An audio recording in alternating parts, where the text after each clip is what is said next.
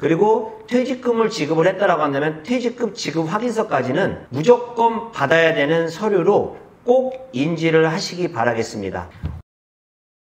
안녕하세요. A큐브 기업연구소에서 의장단으로 활동하고 있는 명의강 목동 이상수입니다. 오늘은 퇴직금에 대해서 잠깐 이야기를 해볼까 합니다. 공교롭게도 최근에 만난 업체 두 군데 대표님께서 퇴직금 관련된 부분 때문에 지역으로 말씀을 드리면 화성 쪽하고 그리고 음성 쪽에 있는 업체를 방문을 했는데 음성 쪽에 있는 경우에는 근로자분이 노동청에 신고를 하는 실제 사례까지 있었습니다. 당연히 이 정도는 아시겠지라고 생각했던 부분들이 아직도 존재하고 있어서 이 부분에 대해서 오늘은 잠깐 살펴보려고 합니다. 여기 보시는 것처럼 퇴직금은 근로자하고 약속을 해서 우리는 안 받기로 했다라고 말씀을 주시는 대표님이 없을 거라고 생각하시지만 아직도 있으십니다. 그리고 퇴직금을 매달 월급의 일정 부분 포함해서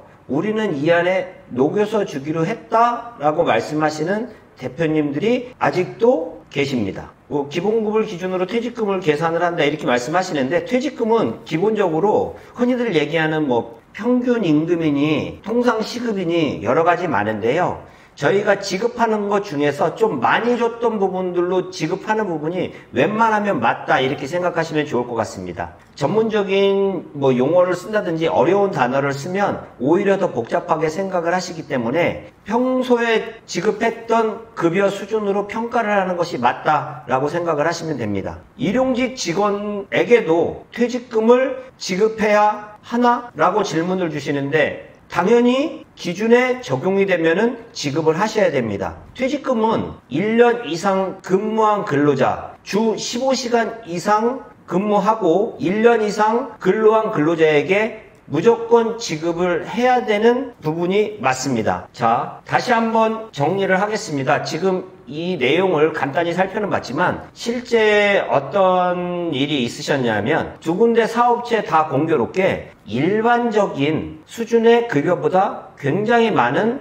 월급을 주고 계십니다. 화성 같은 경우에는 월급을 대략 450에서 500만 원을 지급을 하고 계시고요. 음성의 경우에는 550만 원을 지급을 합니다. 물론 그 정도 금액을 지급을 하지 않으면 일을 잘하는 분을 뽑기가 어렵다는 것도 사실이기는 합니다. 다만 법을 100% 다 지키지는 못한다고 하더라도 원칙이 어떻게 되는지는 정확하게 알고는 계셔야 합니다. 퇴직금을 안 받기로 했다라는 약속은 전혀 효력이 없습니다. 퇴직금은 퇴직한 이후에 발생이 되는 부분이기 때문에 근로자분께서 퇴직을 한 이후에 나는 이런 약속 한 적 없어요 라고 하시면 대표님은 무조건 지급을 해야 되는 부분이 있습니다. 그리고 마찬가지 매월 월급에 우리는 포함해서 줬기 때문에 지급을 안 해도 돼 라고 말씀을 하시지만 이건 전혀 소용이 없습니다. 오히려 퇴직금까지 녹여서 준 급여 부분이 그거를 지급함으로써 더 커지셨죠. 그러면 퇴직금은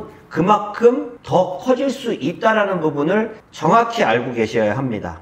방송에서 이렇게 말씀을 드려도 되는지는 모르겠지만 그래도 우리는 이거를 포함해서 주지 않으면 직원을 뽑기가 너무너무 어렵고 힘들다 라고 하는 경우에는 예전에 직장 다니실 때 저희 가불이라는 거 혹시 기억나십니까? 그 부분을 조금 활용을 하시면 이런 부분을 조금 슬기롭게 넘어갈 수 있지 않을까라는 생각을 간단한 팁으로 전달을 드립니다. 다시 한번 정리해서 말씀드리겠습니다. 흔히들 얘기하는 노무에 있어서 가장 중요한 부분은 근로계약서. 근로계약서는 일을 하기로 했다라고 한다면 시작하기 전에 작성하셔야 되는 게 맞고요. 그리고 만약에 그만둔다라고 해서 확정이 됐다라고 한다면은 사직서를 꼭 받으셔야 되고요. 그리고 퇴직금을 지급을 했다라고 한다면 퇴직금 지급 확인서까지는 무조건 받아야 되는 서류로 꼭 인지를 하시기 바라겠습니다.